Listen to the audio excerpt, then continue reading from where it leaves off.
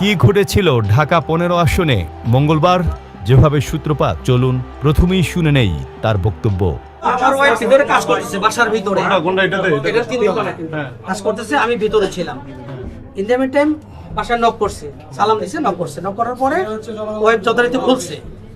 তো বলার পরে ওনারা বলতেছিল যে আপনার বাসা এই এখানকার ভোটার কিনা, হ্যাঁ, তখন বলছে না পিছনের ভোটার, ওই আমরা ওই পাশের গলির ভোটার আর কি, ওই নাম্বার ব্যবহার করা।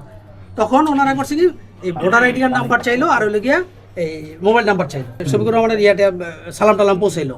তারপরে যখন ভোটার আইডি কার্ড নাম্বার চাইছে, মোবাইল নাম্বার চাইছে, তখন আমি ওনাদেরকে চ্যালেঞ্জ করলাম যে আপনি এটা চাইতে পারেন কিনা। এটা বলার পর ওদিকে 1 থেকে 2 মহিলা দৌড় দিছে।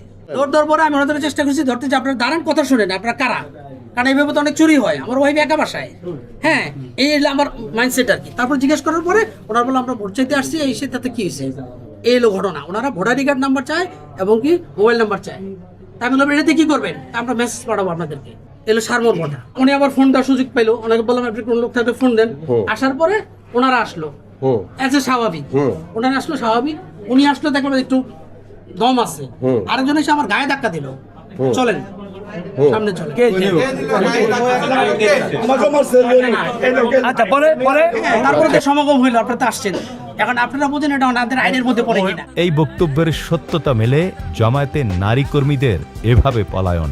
প্রশ্ন হলো, বর্তমান আইনশৃঙ্খলা পরিস্থিতিতে যে কেউ অপরিচিত কাউকে ভরসা করবেন না, এটাই স্বাভাবিক। পরবর্তী ঘটনাগুলো শুনুন প্রত্যক্ষদর্শীর কাছ থেকেই। আমার চাই ভোটার আইডি কার্ড দেন, আপনি বাসার আপনার ভোটার আইডি কার্ড কি আপনি আরেকজন দিতে পারেন? না না, আমি কই না না আপনি না। আর কি চাইছেন? ওই জামাতের ভোট দেন। জামাতে ভোট দিতে হ্যাঁ, এটাই বলে। এটি চাইছিলাম।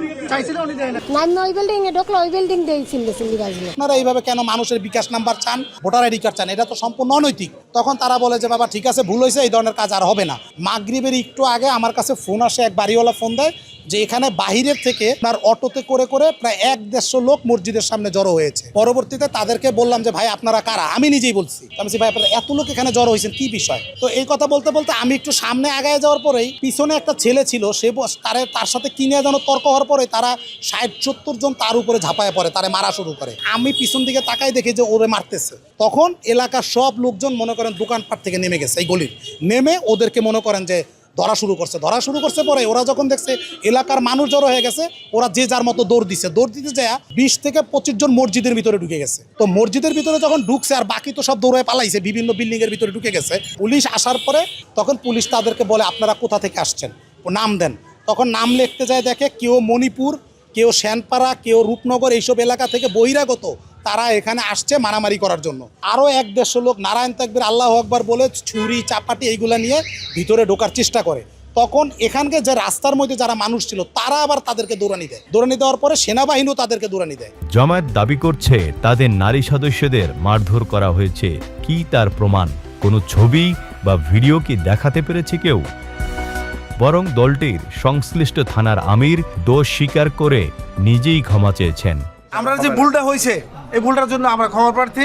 আল্লাহ সকলকে, আমাদেরকে এবং আপনাদের সকলকে ভুল ত্রুটির জন্য ক্ষমা করে দেন।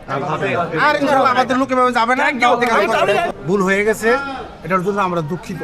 এই করার জন্য আমরা কেউ তাদেরকে বলি নাই, আগের থেকে তারা যে করছে অভ্যাসটা রয়েছে, এই জন্য তারা আসছে। এই ঘটনার উল্লেখযোগ্য দিক হলো, এখানে বিএনপির কোনো নেতাকর্মী শুরুতে বা প্রত্যক্ষভাবে সম্পৃক্ত ছিলেন না। তবু বিএনপিকে দায়ী করার পুরনো খেলায় কেন মেতে উঠেছে দলটি?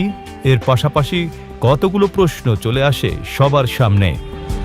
দেশের প্রচলিত আইন অনুযায়ী নির্বাচনী আচরণবিধি লঙ্ঘন করে কেউ কোনো প্রার্থীর পক্ষে ভোট চাইতে পারেন কিনা?